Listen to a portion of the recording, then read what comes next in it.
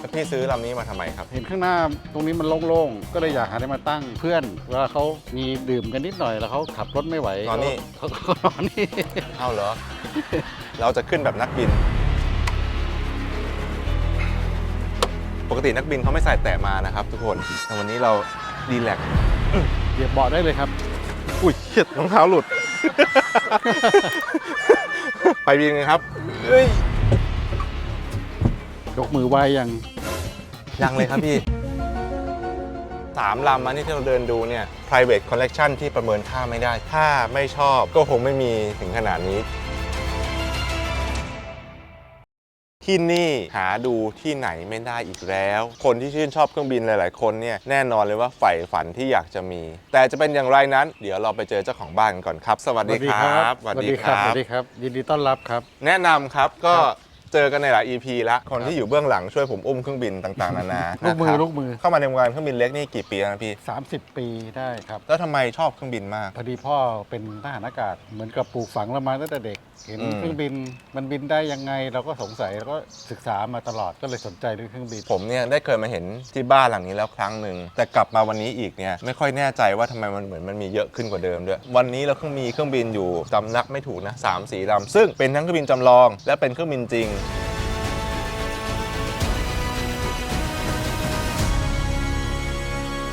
ลำนี้เป็นเครื่องบิน L39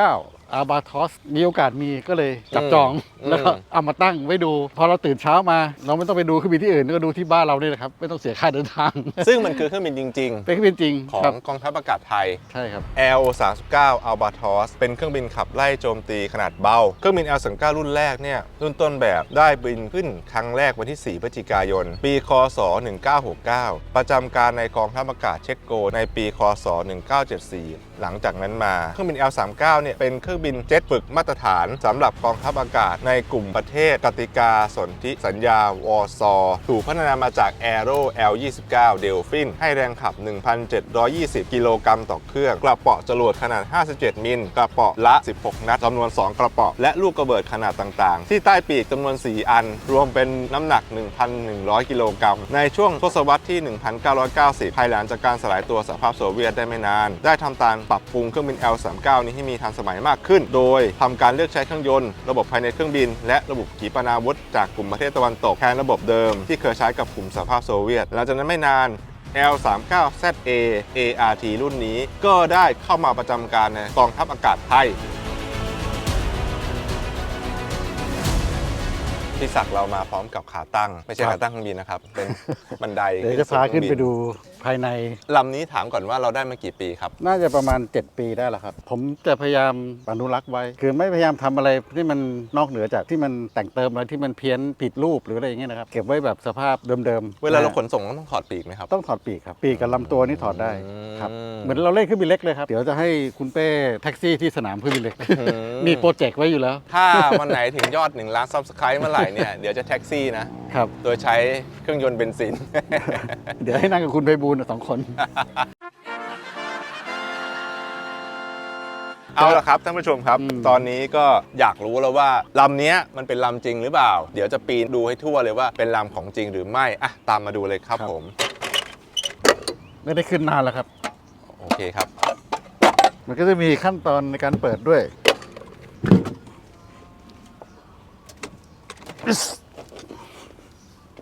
เอาไปจะปีนขึ้นไปดูก่อนไหมครับ เชิญครับ เราจะขึ้นแบบนักบิน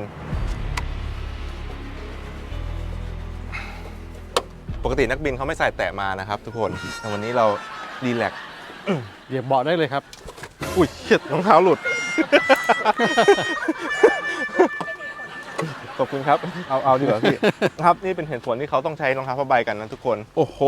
ที่นั่งข้างหน้านี้เป็นของกัปตันหรือว่าเป็นของผู้ช่วย จริงๆเนี่ยใช้ได้ทั้ง 2 ที่นั่ง แต่ถ้าเครื่องบินฝึกเนี่ยผู้ฝึกจะอยู่ข้างหลัง ก็เหมือนท็อปกันเนาะเวลาเขาถ่ายอ่ะถ้าทุกคนสังเกตดีๆเขานั่งข้างหลัง จริงๆนักบินจริงๆคือนั่งข้างหน้า เพราะฉะนั้นตอนนี้ผมนั่งอยู่ที่นักบินจริงๆนะครับบอกเลยว่าอุปกรณ์คือเยอะมาก อุปกรณ์ลำนี้ค่อนข้างครบ มีอยู่ช่วงหนึ่งมีคนขอยืมไปเพื่อจะไปจัดงานวันเกิด แต่พอกลับมาบ้านวัดผมหายไปอันหนึง เอาเหรอ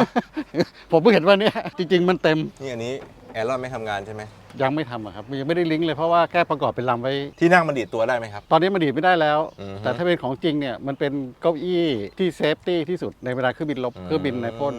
ของใหม่ๆเนี่ยเท่าที่เคยคุยกับกัปตันนักบินนะครับ ครับ ตัวหนึ่งเขาบอก300 ล้าน นี่นะ เฉพาะตัวนี้นะครับเก้าอี้เนี่ย อืม คือมันสามารถที่จะแบบยิงเราออกไปได้แม่นยำที่สุดมันก็เลยอาจจะมีราคาสูงหน่อย มีหมวกนักบินได้ไหมครับพี่ เดี๋ยววันไหนจะไปแท็กซี่เดี๋ยวผมจัดให้ มันแท็กได้จริงๆใช่ไหม ได้ เราใช้อะไรเบรกกับพี่ เดี๋ยวช่วยกันดึงเอาเชือกผูกหางไว้ โอเค งานเปิดตัวเครื่องบินเล็กของเราเนี่ยต้องเอาลำนี้แหละไปเปิดตัว ตอนแรกที่ผมทำไว้อะมันประกอบไว้มันใช้ได้หมดเลยครับ แต่ว่า เหรอ ตอนที่รื้อย้ายไปอ่ะก็ต้องถอดออกมันก็เลยยังไม่ได้ประกอบ มบอกเลยว่าฟินมากเอาจริง นั่งหมุนอยู่ไม่รู้กี่ปุ่มเนี่ย ตอนแรกมายังไม่ได้ค่อยได้หมุนเท่าไหร่ เราจะเปิดเจเนเรเตอร์แล้วก็เปิดเครื่องสตาร์ทตรงไหนครับพี่ ต้องไปเรียนบินก่อนไหม เดี๋ยวเรา ทุกคนไปบินกันครับเฮ้ย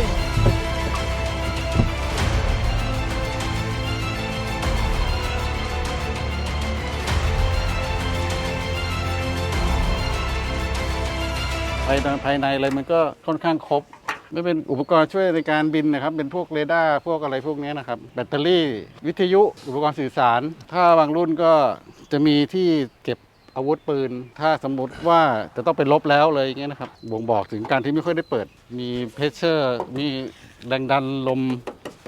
เฮ้ยนี่มันไฟเบอร์เนี่ย หัวเป็นไฟเบอร์ครับ เรื่องความสมบูรณ์ของลำนี้ถือว่าเป็นยังไงบ้างครับพี่ ถ้าเอาไว้สำหรับตั้งโชว์หรือสแตติกก็ 80% ได้ครับ มันขาดอุปกรณ์อีกไม่กี่อย่าง คือผมสะสมของพวกเนี้ยบางสิ่งบางอย่างขาดไปแล้วก็หามาใส่ให้มันเต็ม บางอย่างมีก็แบ่งให้เพื่อน อย่างเครื่องเจ็ตที่เป็นสตาร์ทเจเนเรเตอร์ตัวใหญ่ผมก็ อ่า ให้ฝากไว้ที่เป้ เครื่องเจ็ตยังสตาร์ทไม่ติดเลยครับ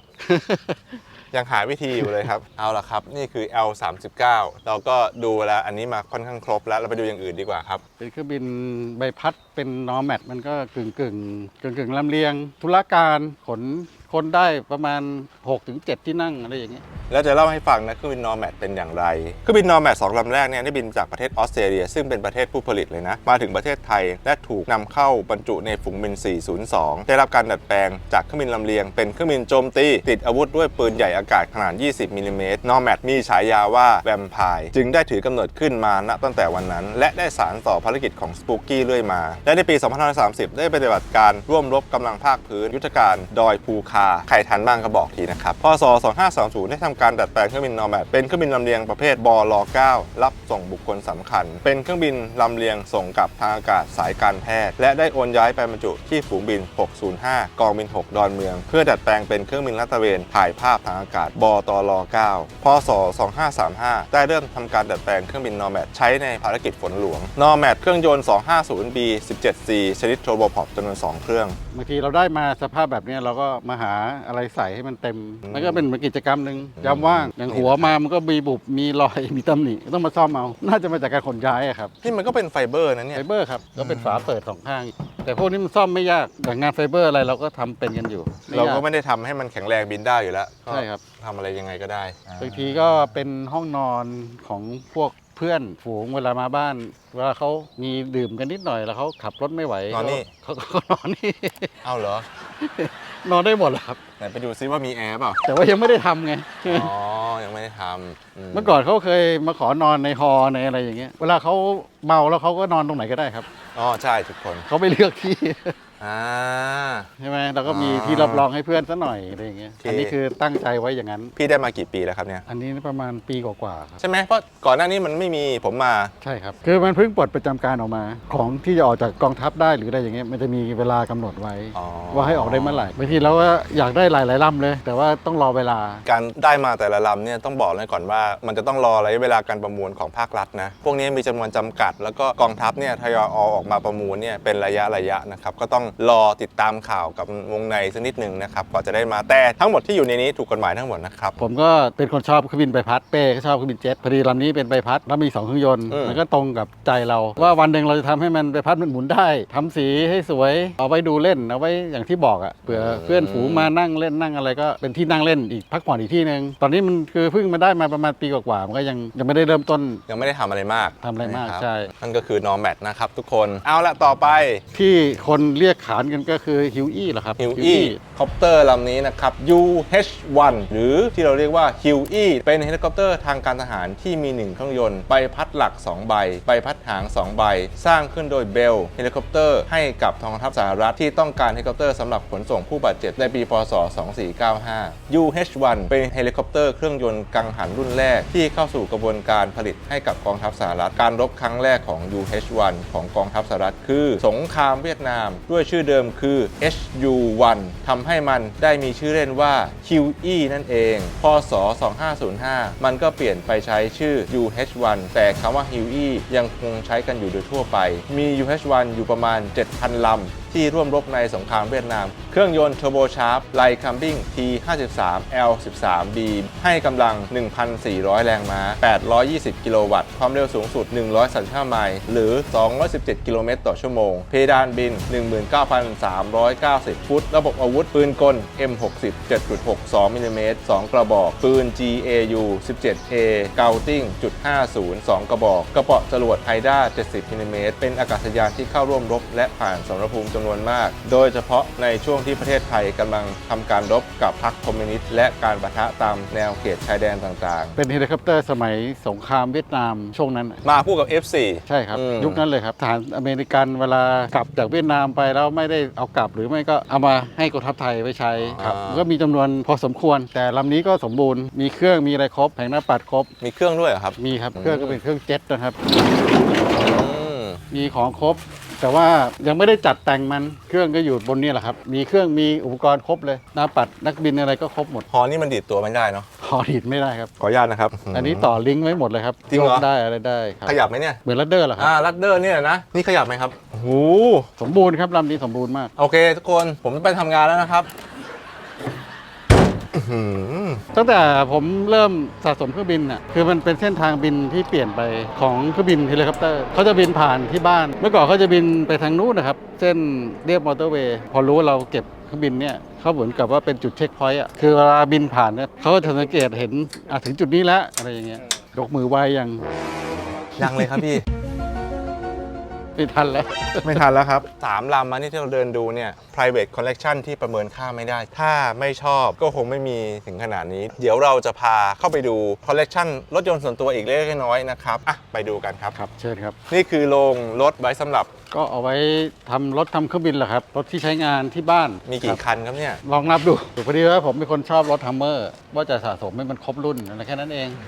แต่คนเราก็ต้องมีเป้าหมายไว้อะไร ผมไม่ได้มานานมากมันงอกมาใหม่เรื่อยๆเรื่อยๆนะครับและนั่นก็คือเครื่องบินบังคับนะครับ เก็บไว้เป็นอนุสรณ์เพื่อนรักเขาเสียชีวิตไป เวลาเราเห็นเราก็นึกถึงเขาเป็นคนที่อยู่ในกลุ่มเดียวกับเราเล่นเครื่องบินเล็กด้วยกัน พาไปดูเครื่องบินอีกเล็กน้อยแล้วกัน ตอนนี้ก็มีเครื่องบินลำหนึ่งที่ทำอยู่ที่บอกเป็นสตอร์ทนะค ครั รับบ เป็นเครื่องบินจำลองที่น่าจะเหมือนจริงมากลำหนึ่งนะครับ เครื่องที่ใช้เนี่ยเป็นเครื่องไม่ธรรมดานะครับ เครื่องโมกิ อันนี้เอามาจากคอแซร์ไหมพี่ ใช่ครับ ก็เอามารันเครื่องแล้วก็เหมือนกับเราซื้อมาเป็น10 ปีแล้วอะจริงๆอะผมอาจจะเหมือนกับเลิกไปแล้วด้วยเหตุใดก็ไม่รู้มาเจอคนเนี้ย ครับ คนนี้ก็แบบ ขอบคุณครับ ชวนมาเล่นกลับมาเล่นใหม่เราก็เลยเอาของที่เรามีอยู่เนี่ยเอามาเหมือนกับมาทำมันเพื่อให้มันกลับมาบินได้อีกครั้งหนึ่งอะไรเงี้ยนะครับมันเป็นเครื่องบินที่พิเศษตรงที่ว่าไม่ต้องใช้ทางวิ่งเยอะมันเร่งปุ๊บมันขึ้นได้เลย ปีกมันน่าจะใหญ่ ค มา รั ก บแล้วเวลาแลนดิ้งก็เหมือนกันมันลงเหมือนฮอได้เลย คือมันเป็นเครื่องบินสมัยสงครามโลกที่เยอรมันเขาออกแบบดีไซน์มาใส่ ใครอยากเห็นสตอร์ทลำนี้กับเครื่องโมกินะอันนี้บอกเลยเฉพาะเครื่องราคาเป็นแสนนะถ้าซื้อตอนนี้น่าจะประมาณ 200,000 ได้ 250ซีซี5สูบนะเป็นเครื่องโมกิใครอยากดูกดติดตามไว้นะครับและที่สำคัญที่สุดเราจะมีอะไรหลายๆอย่างเกี่ยวกับเครื่องบินเล็กออกมาให้เห็นได้เยอะในช่องเป้เฮิร์ฟแน่นอนนะครับเอาล่ะไปดูกันต่อ เชิญครับ โอ้โหนี่แหละครับ ก็ประมาณนี้แหละครับมันก็โลกนี้แหละครับ ก็ลำนี้ก็เป้เขาแบ่งให้ ก็เลยว่าเดี๋ยวจะมาทำใหม่ให้มันจะปรับปรุงให้มันบินได้ง่ายขึ้น นี่คือล้อเครื่องบินจริงป่ะเนี่ย ล้อเครื่องบินจริง อ่า เป็นเครื่องบินไพเปอร์J3 อ่ะ น่าจะรู้จักกัน เมื่อก่อนผมบินเครื่องบินอยู่เครื่องบินจริงอะนะ เป็นไ i เปอร์ L4 แต่ลำนั้นขายไปแล้ว แล้วก็นั่นก็คอแซก็ที่เอาเครื่องย้ายไปใส่นู่นก่อน เพราะว่าผมทำเสร็จมานานแล้วแต่ว่าหาสนามบินยังไม่ได้ แล้วก็นักบินที่เก่งๆ อ๋อ นี่เป็นรถอะไรนะครับเนี่ย ก็เป็นรถอเมริกันโบราณมากๆ ก่อนเราเกิดเนี่ยถ้าเป็นภาษานักเล่นก็เล่นรถดอนหน้าปีศาจมันน่าจะ195กว่าๆอะไรเงี้ย ยังวิ่งได้ไหม วิ่งได้ครับ ก็ไว้มาเล่นด้วยกันดีครับ ถ้าอยากเล่น ได้ครับ มันก็โอเคนะ โอเค มันก็โอเคอยู่นะ เก่ากว่าแดดสันผมอ่ะ คันนี้ก็เป็น อันนี้เหรอครับ ฟาโก้กับดอทก็คือบริษัทเดียวกันแหละ แต่ฟาโก้เนี่ยมันเป็นชื่อแรกของดอทขับซ้าย เคยขับไปบ้านคุณไปบุญ ขับลำบากไหมพี่ ไม่ครับ เอาล่ะ เดี๋ยวเราจะพาไปดูเครื่องบินไฮไลท์อีกหนึ่งลำนะ ก็คือเชสนานั่นเอง อันนี้คือรุ่นอะไรครับพี่ เซสนา152 ส่วนใหญ่ถ้านักบินในยุครุ่นที่ผมบินเครื่องบินนะ อ่าฮะ มันจะเป็นเครื่องบินฝึกเลยเอาไว้เรียนเลยนะครับ อ่า เป็นลำเล็กนั่งได้ 2 ที่นั่ง มีครูกับนักเรียน แล้วก็บินระยะไม่ได้บินเดินทางไกล เน้นเป็นเครื่องบินฝึกเลย เป็นเครื่องบินฝึกจริง เป็นเครื่องบินแบบเดินทางก็ได้ ถ้าเราบินเป็นแล้วอย่างเงี้ยนะครับ แต่ว่าความเร็วหรืออะไรมันก็จะช้าละมันไม่ได้แบบเดินทางแล้วสะดวกสบาย ๆ แล้วพี่ซื้อลำนี้มาทำไมครับ เห็นข้างหน้าตรงนี้มันโล่งๆ ก็เลยอยากหาอะไรมาตั้ง บางทีเวลาคนมาส่งของก็บอกบ้านที่มีเครื่องบินเนี่ยเขาก็จะรู้กัน แล้วก็ชอบด้วย มันมีความหลังว่าเราเริ่มต้นฝึกจากลำอย่างนี้มา เปิดให้เช่าไหมผมจะมาทำคาเฟ่ ได้เลยครับ จริงหรือเปล่าเนี่ยทำจริงนะ จริงครับ มันน่ามาทำคาเฟ่เหลือเกิน เปิดได้ครับ คาเฟ่เครื่องบิน ดูอุปกรณ์มันค่อนข้างครบเลย มันขาดแต่วิทยุกับทรานสปอนเดอร์แค่นั้นเอง เครื่องยนต์ก็ยังดีอยู่เลยนะครับหมุนได้ด้วย สตาร์ทได้ ส นะค ตา รั ร์ทได้ด้วย ใช่ครับ สตาร์ทได้จริงเหรอ สตาร์ทได้จริงถ้าเราจะสตาร์ทนะ แต่ตอนเนี้ยมันพื้นที่มันไม่เอื้ออำนวย แต่ว่าไอรอนกับแฟบไม่ได้ต่อแค่นั้นเอง เพราะว่าตอนขนมาถอดปีกมา เขาไม่บินแล้วใช่ไหม ได้บินแล้วครับ เก่า น่าจะหมดชั่วโมง โอ้ เครื่องบินมันจะมีชั่วโมงอยู่ว่าบินได้เท่าไหร่แอร์เฟรมเท่าไหร่เครื่องยนต์เท่าไหร่เครื่องยนต์ก็ได้ประมาณ1,000 ชั่วโมงสมมติว่าอย่างสัก900 กว่าเขาก็เลิกบินแล้วแต่ว่าเครื่องยนต์มันไม่ได้เสีย แต่ถ้าเรานึกสนุกขึ้นมาเราทำให้มันสตาร์ทติดแล้วเราหาสนามเราก็แท็กซี่เล่นแก้เหงาได้ แต่ว่าบินไม่ได้ บินได้แหละแต่ไม่รับประกัน ไม่รับประกัน เอาแหละทุกคนวันนี้นะครับผมบอกเลยว่าเลิกงามยามดีที่เราได้มาถ่ายที่นี่นะครับพี่ใหญ่แห่งวงการเครื่องบิน ถือว่าเป็นบุคคลสำคัญในวงการเลยก็ได้นะครับ แบบนั้นเลยเหรอ แน่นอนครับ เอาล่ะก็อยากเห็นลำไหนนะ แบบเจาะลึกๆ หรือแม้กระทั่งแบบอยากเห็นลำไหนมันทำอะไรได้มากขึ้นกว่านี้ ติดเครื่องได้ไหมอะไรได้ไหมเม้นต์มานะครับ แล้วก็กดไว้นะครับเป้ไอเฮิร์บช่องนี้ลาไปก่อน สวัสดีครับ สวัสดีครับ